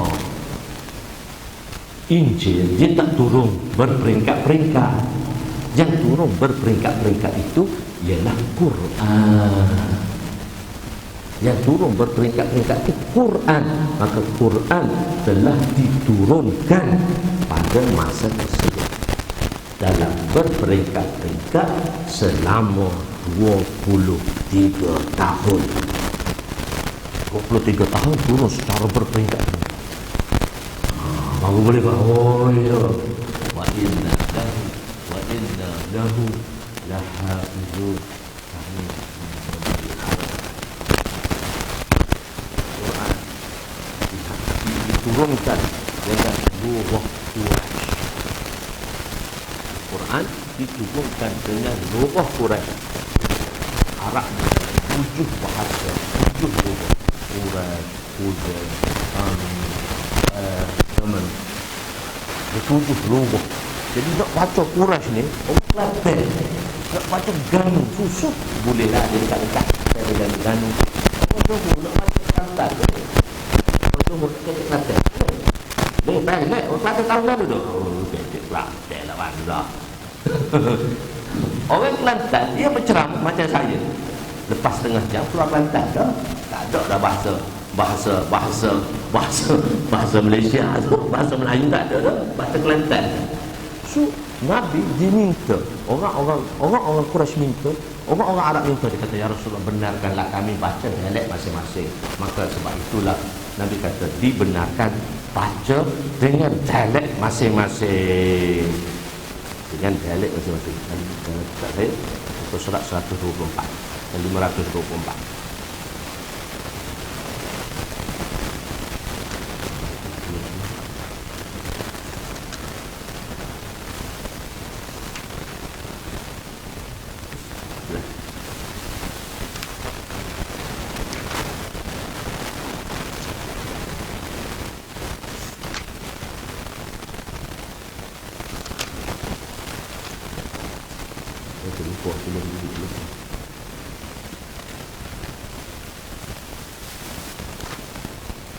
Ha, 526. Hadis yang 238 kurungan 41 tajuk. turunnya Al-Quran dengan 7 lugah. Wa qala Nabi sallallahu alaihi wasallam unzila al-Qur'anu ala 7 ahrufin li kulli ayatin minha dhahrun wa batnun wa kulli haddin matla'un, rawahu fi syarh Muslim. Di sini Nabi kata diturunkan Al-Quran itu, maksudnya diturunkan Quran itu dengan 7 bahasa, maksudnya boleh dibenarkan baca. Boleh dibenarkan baca dengan 7 bahasa. Sebab orang Quraisy dia ada, orang Arab dia ada 7 bahasa, 7 kaum. Quraisy, Huzail, Saqif, Hawazin, Tamim, Yaman. Itu dia boleh baca dialek masing-masing. Zaman Rasulullah boleh baca dialek masing-masing. Selepas Rasulullah sallallahu alaihi wasallam wafat, selepas Rasulullah sallallahu alaihi wasallam wafat, saya telah mengumpul Al-Quran, mengumpul dan menulis Al-Quran dalam saya tak tersalah, tak tulis lagi. Tu orang celok tersasul cakap je, dah tulis dah zaman Rasulullah, tak dihimpun dalam bentuk mushaf. Sebab tu Jami'ul Quran awal dia panggil Sayyidina Abu Bakar. Mereka yang menghimpunkan Quran untuk kali pertama dalam sebuah mushaf. Pada masa itu boleh baca lagi 7 bahasa dialek, 7 dialek bahasa. Zaman Sayyidina Osman datang, Islam telah tersebar luas. Islam, saya nak habis sekali. Islam telah tersebar luas. Bila Islam telah tersebar luas, orang ajam datang dah nak baca Quran. Macam mana Tamim, Potel, Hawazin, Sakit, nak baca mana betul ni. Sayyidina Osman mematikan semua dialek-dialek lain, cuma ambil satu sahaja, Quraisy. Dia panggil Jami'ul Quran Sani Osman, mengumpul Al-Quran kali kedua di dalam sebuah mushaf, dan yang itu dipanggil Resam Osmani. Kita boleh baca lagi untuk mudah pembacaan. Orang dulu tak apa boleh baca, sebab tuan-tuan tengok kitab tak ada baris, tak ada baris, tak ada titik. Kalau tak ada baris pun tak boleh baca, kalau tak ada titik boleh baca. Tak ada titik, tak ada baris boleh baca. Sayyidina Osman tulis tu zaman dia tu tak ada baris, tak ada titik lagi. Tak ada titik lagi. Zaman Sayyidina Osman tu tak ada baris, tak ada titik lagi. Tapi dalam Resam Osmani lah, khat Resam Osmani. Tapi tulisan dulu dengan tulisan sekarang kan dah macam-macam khat dah. Khat saja pun dalam kitab saya ada 5 khat. Kalau saya kata Husnul 5 khat, 500 apa ambil. Saya kata tak apa, itu kamu punya kemahiran. Saya bayar 500. Saya bayar ni 500 khat. Bukan bunga ni, ni khat juga. Ni hadis ni, ni bawa ni. Bukan bunga-bunga ni, hadis. Taraktu fiikum amrain. Hadis dalam khat kufi, khat baru, khat kufi. Khat lain, Resam khat lain, Resam lain. Khat tak sama, tapi ada orang mengatakan khat itulah Resam. Ada pendapat itu ulama-ulama di sebelah Al-Jazair dan sebagainya. Mereka mengatakan khat itulah Resam. Resam lain, khat lain. Dalam Arab dia ada 7, dia ada khat, dia ada Resam, dia ada berapa Resam saya terlupa dah, dan ada 7 khat. Tapi sekarang kita dah Quran tu dalam khat nanti. Jadi masa Sayyidina Osman telah kumpulkan Quran tu dalam sebuah mushaf lengkap. Bukan sama Rasulullah tak tulis, nanti salah faham pula. Orang kecam tu, kadang-kadang kita tak sebut benda tu. Kadang-kadang kita tak sebut tu sebab kita dah panjang cerita, kita nak cepat je. Jadi orang cut and paste habis. Zaman cut and paste. Kalau tak betul jadi betul, betul tak jadi betul. Susah lah zaman tu. Tapi tak apalah, tak kisahlah orang nak kata apa pun tak kisah. Kita nak beritahu masyarakat kan. Tak betul macam mana.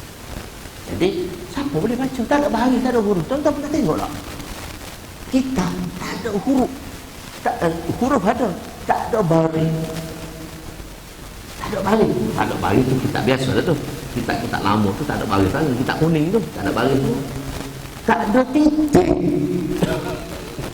Nak baca bar, nak baca tak ada titik. Zaman Sayyidina Osman buat tu.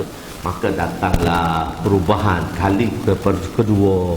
Datanglah Abul Aswad Ad-Dawli. Ni ulama dalam bentuk lughah. Ulama dalam bentuk lughah. maka dia memperkenalkan nuqtatul i'rab, titik menunjukkan balik. Senang saya terjemah i'rab tu balik, tapi sebenarnya tak boleh terjemah i'rab tu balik. Kalau orang mengaji dia tak terjemah i'rab lah, istilah mana boleh sebut balik. Itu je. Kalau bahasa istilah kadang-kadang tak boleh terjemah. Hadis dhaif tak boleh kata lemah, salah. Hadis dhaif lah, hadis dhaif lemah, salah. Sebab istilah dia tak boleh terjemah dalam bahasa Melayu tak betul. Hadis dhaif lah, hadis lemah, hadis dhaif tak boleh kata lemah, tak betul. Dia dhaif sebab dia tak cukup syarat macam mana sahih. Okey.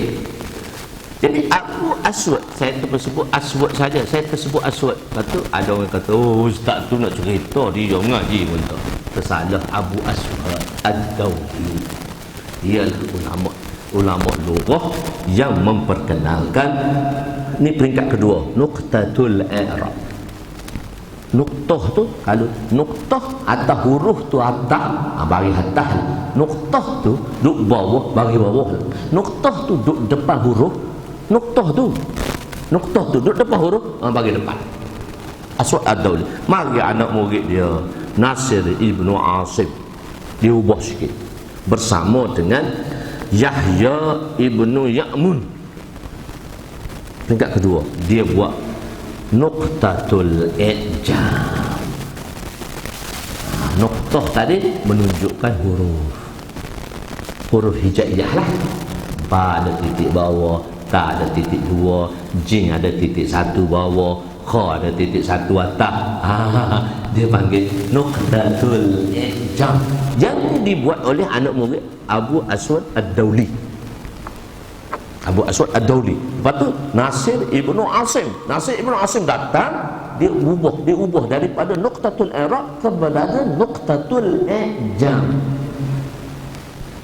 Nuqtatul i'rab kepada nuqtatul i'jam bersama dengan kawan dia Yahya Ibnu Ya'mun. Okey. Mari yang keempat, Khalid Ibnu Ahmad. Dia bubuh tanda bacaan. Sabdu, mat, alif kecil, waw terbalik. Dia bubuh tanda tu. Dia bubuh tanda. Hak yang keempat tu, peringkat keempat tu, bubuh tanda. Siapa? Syekh Khalid Ibnu Ahmad. Dia bubuh tanda. Mari yang kelima, Ibnu Al-Sajawandi, ulama Al-Sajawandi. Dia tanda wakaf. Mana nak berhenti? Sebab tu kalau wakaf tempat berhenti, wakaf apa ni? Wakaf mutlak, wakaf apa ni? Kadang-kadang bergaduh lagi, ustaz kata sini kena wakaf. Wakaf tu tanda je. Kadang-kadang dalam wakaf tu pun dia ada ikhtilaf di kalangan ulama. Bila dalam ilmu qiraat ni, wakaf lazim ni, kena berhenti ni. Tak, di situ pun ada perbezaan pendapat. Mak berbeza pendapat dah.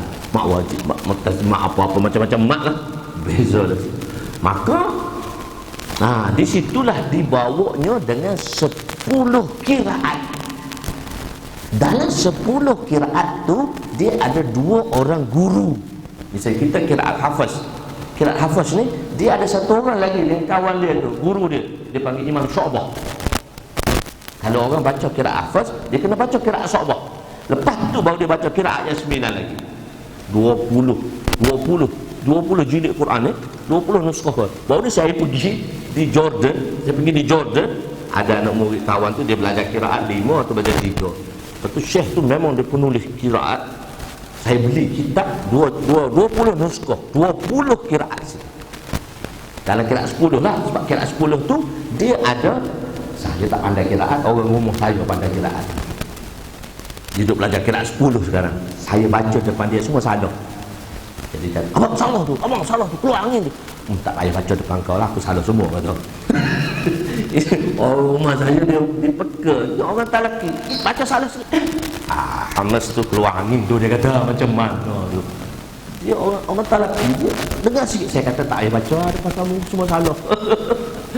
Saya kata saya bukan wailul likulli bacaan saya. Dia suka orang saya dia buat pengajian. Syekh Qurajim tu dia pengajian, dia buat pengajian Quran. Alhamdulillah berkat PKP apa semua. Dulu buat pengajian Quran kat masjid, di bawah masjid. 10 orang, 10 tahun tak habis Quran. Saya kata kita ubah sistem. Dia kata tak boleh bang, kita ubah sistem. Kita kena ganti sikit lah, kata baru orang harga, kata baru orang harga ke Quran tu kena sikit. Rasa lain rasa. Saya kata tak buat. Alhamdulillah dah 5 tahun 150 orang dah dapat sana. Sekarang insyaAllah akhir tahun ni akan ambil 230 orang sana. Tapi banyak kaum ibu lah, sebab orang saya mengajar perempuan. Yang nak tunggu dapat sana, Syekh Qurajim Rajih nak datang tu. Syekh Qurajim Rajih kan, tuan-tuan diijazahkan surah Fatihah tu. Kami baik dengan PA dia tu Syekh Ahmad tu yang akan bawa Syekh Qurajim tu. Tapi dia rumah saya dia ambil dengan Syekh Mahyuddin Qurdi di Syria, dia belajar Syria.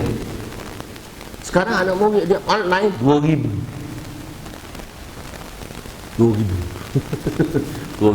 dia ada mujazat dia lah, dia ada pelapis dia, ada duduk gagal, dia kena ada sistem lah, boleh macam ramai. Kalau seorang nak ngajar 2,000 mana boleh.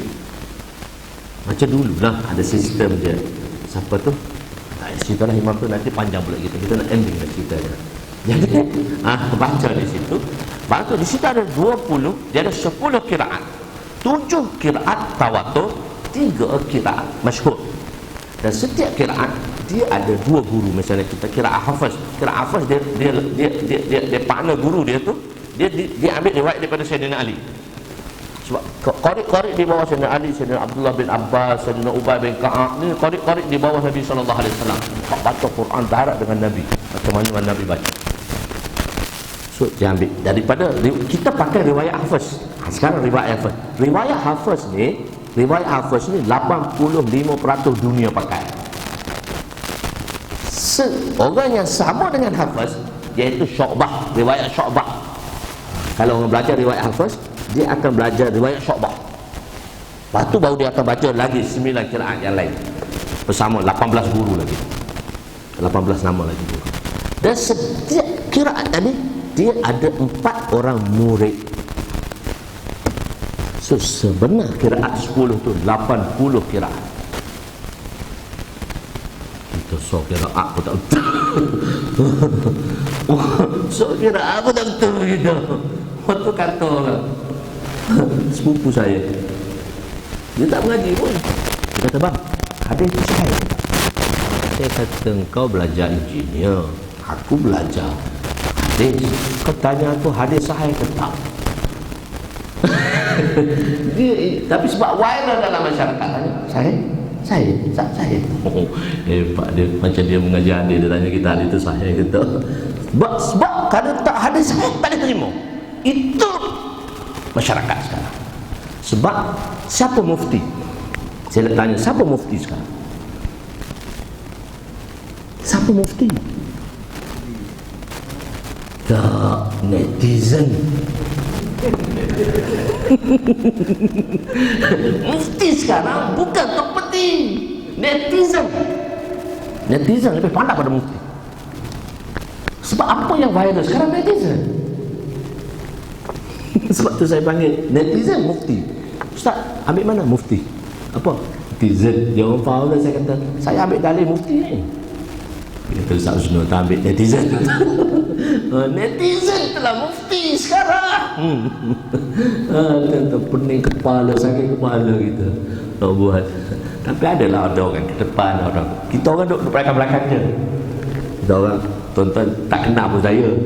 Kita orang duduk belakang-belakang je. Bantu-bantu sikit-sikit, tak pandai pun bantu sikit-sikit je. Kami duduk belakang-belakang. Macam nak buat Quran, macam nak buat hadis sahih tu kan, jabatan apa tu?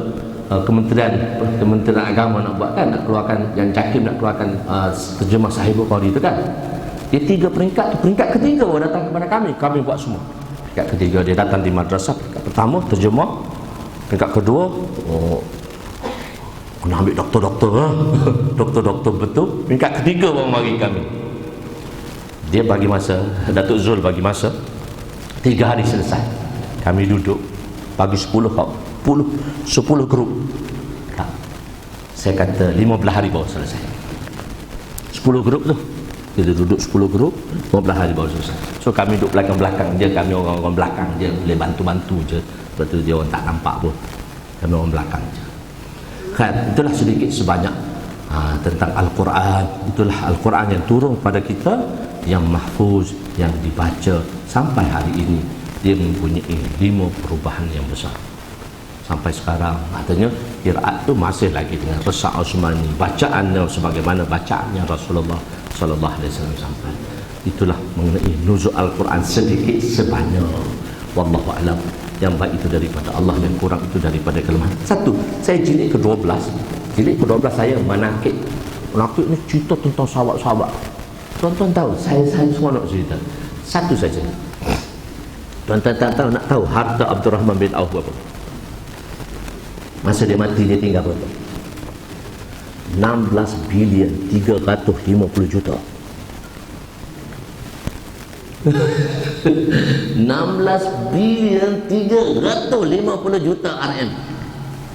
Itu harta Abdurrahman bin Auf. Abdurrahman bin Auf dia bahagi kepada 16 bahagian harta dia. Dia ada 4 orang isteri. Setiap bahagian isteri dia akan dapat 200,000 seorang. Maksudnya satu bahagian dia akan dapat 800,000 dirham. 800,000 dirham ni untuk 4 orang isteri. Daripada 1/3 harta pusaka. Isteri akan dapat 1/8 bila seorang, kalau 2 orang 1/16, kalau 3 orang 1/24. Dia kena kecil dari bahagian tu. Kalau 4 orang 1/32. Jadi setiap isteri akan dapat 200,000. Dalam setiap bahagian dia akan dapat 800,000 dirham. 800,000 dirham. Oh ajib. 800,000. Dalam 800,000 tu 1/32. Jadi 16 kali dengan 800,000. 16 kali dengan 32.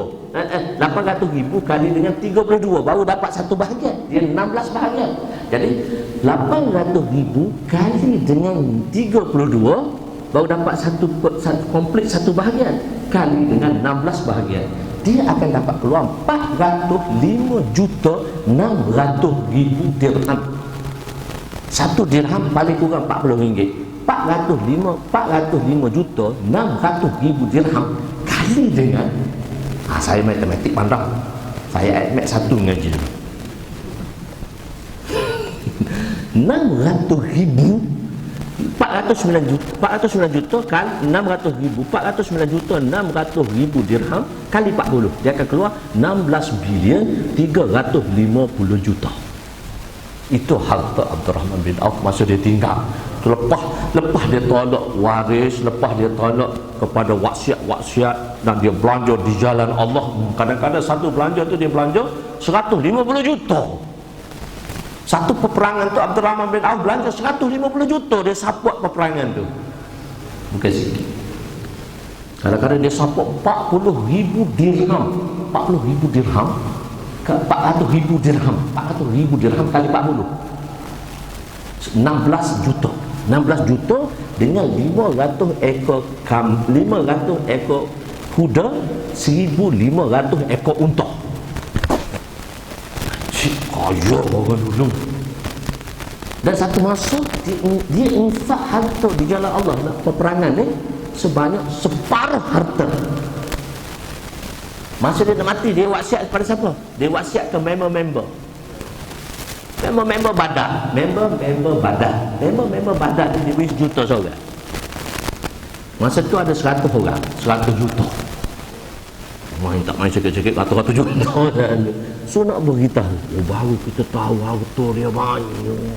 Sebab tu saya nak highlight masyarakat, jangan duk bergaduh sangat. Banyak benda lagi kita tak tahu. Mas kahwin, nak tahu berapa mas kahwin? Last kali mas kahwin. Nabi kahwin dengan Ummah Habibah. Ummah Habibah ni isteri Nabi. Kebanyakan Nabi kahwin, dia riwayat berbeza. 500 dirham, 500 miskal perak, 500 dirham, 500 miskal perak, ataupun 50 dinar. Okey, kita ambil dirham. Kita ambil dirham. Ummah Habibah yang paling mahal, 4,000 dirham. atau 4,000 miskol perak atau 400 dinar. Dia ikhtilaf di situ.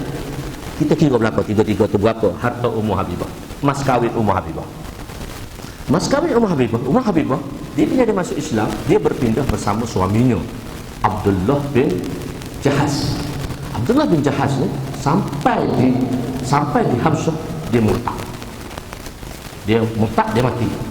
Ummu Habibah ni ialah anak Abu Sufyan.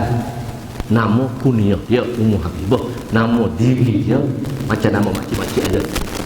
Nama apa dia? Ramlah. Nama Ummu Habibah ni Ramlah. Sepupu saya ada nama Ramlah. Saya panggil Kak Lah. Saya duduk kecil sekali di kampung, duduk dengan nenek sekali. Saya jumpa dia lama. Kak Lah tahu tak? Nama Kak Lah siapa? Ramlah. Tahu tak Ramlah tu siapa? Tak tahu. Saya kata isteri Nabi Ummu Habibah. Ke tuan-tuan ada majlis lagi? Ada. Saya nak habiskan dah. Saya nak beritahu sedikit sebanyak pengalaman saya. Jadi Nabi hantar pinangan oleh kerana masa tu dia dipegang oleh Raja Habsyah. Raja Habsyah kenakan 4,000 dirham. 4,000 dirham. Pak lain 500 dirham. 4,000 dirham, ada satu riwayat kata 4,000 miskol perak, 4,000 dirham perak juga, atau 400 dinar. Okey, kita kira 4,000 miskol perak. 4,000 miskol perak kalau tukar pada kilo, 12 kilo 243 gram. Masa tu tengah tight tu, harga perak masa tu RM2.92. 12 kilo 243 gram kali RM2.92. Tuan-tuan tahu berapa? RM35,749.56. Tu mas kahwin Ummu Habibah, hak paling murah kalau kita kira dengan miskal. Kalau kira dengan dirham 40,000 dirham. Satu dirham RM40. 4,000 kali RM40, 160,000. Mahal lagi ya? Kalau kira dengan dirham. Tadi kira dengan miskal. Miskal tu dia ambil 4,000 miskal perak atau 4,000 dirham. So ikhtilaf. Ulama terang sosor gitu. 4,000 miskal perak pun dia cerita, 4,000 dirham pun dia cerita. Dan ada mengatakan 4,000 dirham kali dengan 40, maka 160,000 mas kahwin Ummu Habibah. Bukan RM100. Bukan RM100. Mungkin dia ringgit tu kepada dinar. Jadi oleh kerana dulu mata wang dinar, kita mata wang ringgit. Sebab tu dia buat letak, lepas kerajaan negeri letak RM100. Sebenarnya 100 dinar, tapi dia tengok pada mata wang. Tak apalah, dia ditetapkan oleh kerajaan negeri. Kita tak boleh mempertikaikan. Tak boleh pun, apa dah tetap hukum ke jalan, dia dah diputuskan. Okey, kalau kita kira 400 dinar, satu dinar RM1,000. 400 dinar kali 1,000 apa? Mas kahwin Ummu Habibah mengikut dinar 400,000 dinar. Kau tak kahwin. Kau kahwin. Saya balik belajar. Kamu 32 umur bawa balik. Ayah saya kata pergi sambung lagi. Dulu dia tak bagi saya lagi. Lepas tu saya balik, dia suruh saya sambung lagi. Saya kata ayah, tak lutut lah. Dia tergetar. Dia mana tak kahwin. Dia kata ayah nak kahwin dah saya. Ayah saya tanya, kau dah lutut? Ayah tanya, saya bukan bekerja universiti, saya pergi pondok je. Dia mengaji madrasah. Takkan saya nak kerja apa? Tak ada apa pun. Dia kata saya ada saya je. Dia kata mana boleh kahwin saya ada saya. Kau kan belajar mas kahwin kan? Lepas tu tak kahwin saya.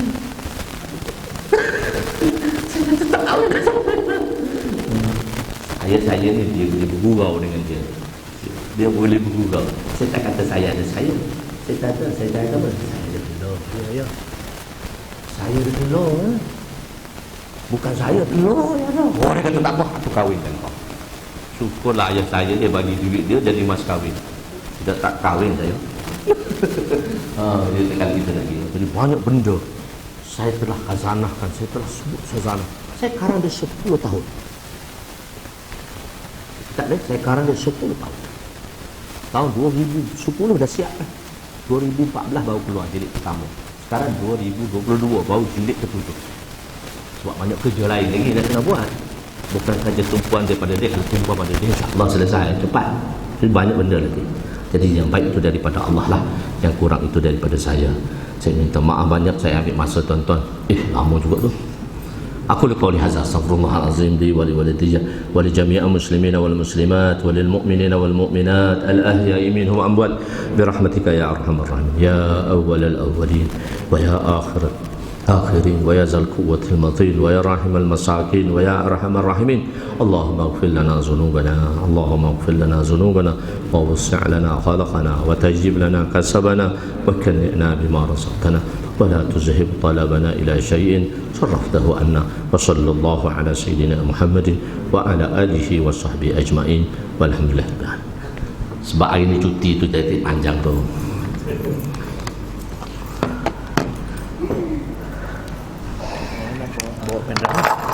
Ada dalam kereta.